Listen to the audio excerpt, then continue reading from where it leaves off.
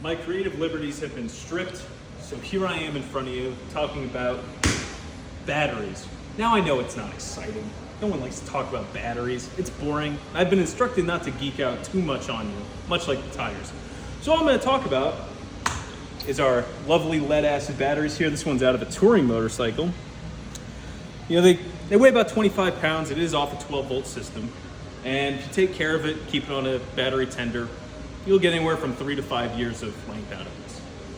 When should you keep it on the tender, you might ask? I'm glad you metaphorically asked that question. So over the winter, if you're storing it, because we do live in Ohio, it's good to keep it on that tender the entire time that it's being stored, okay? If you're not riding it a whole lot, you're letting it sit for anywhere more than about 2 weeks, hook it back up on that tender again. Anything longer than that, it might start to degrade a bit. You might not get the cold cranking amps you need. Also, if you're gonna go start your bike and let it run, you need about 20 minutes of actual ride time to get the charge back up that you lost from actually starting your motorcycle. So with those things in mind, what are your options? Well, you could get one of these bad boys every 3 to 5 years, assuming you're maintaining your battery like you should. Or you could do a little upgrade-a-rooney to a lithium-ion battery. Look at this. Doesn't weigh anything. It's like a feather.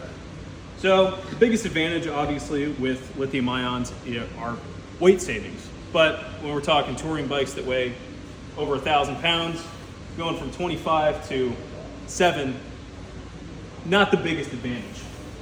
The biggest advantage here is that they're going to have more cold cranking amps and slightly higher voltage than the 12-volt system from a lead-acid battery.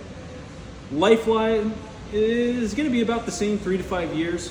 They do have a different specific lithium-ion battery tender for them, and that's just going to help you prolong the life out of them. If they are going to be stored in the cold, like they might be because we live in Ohio, it is important that when you go to start the bike up again, that you let it prime and heat up for about 5 minutes before you go to start the bike. Otherwise, you're going to plummet the cold cranking amps and really put a strain on this battery that doesn't need to be on there. You notice it's in a tray. It does need to be purchased with the battery. And if you are getting into that 3 to 5 year range, give us a call over at the service department and we'll take care of all your battery needs. We even have this lovely battery tester where if the battery's not super old and you think that it might be going kaput, as they say, we'll get you taken care of, let you know what's going on. We'll get you a new battery, get you back on the road. So give us a call here at the service department. Talk to me if you want to hear my voice some more, or anyone else at the service department, I don't know. But take care, guys, and get yourself some batteries.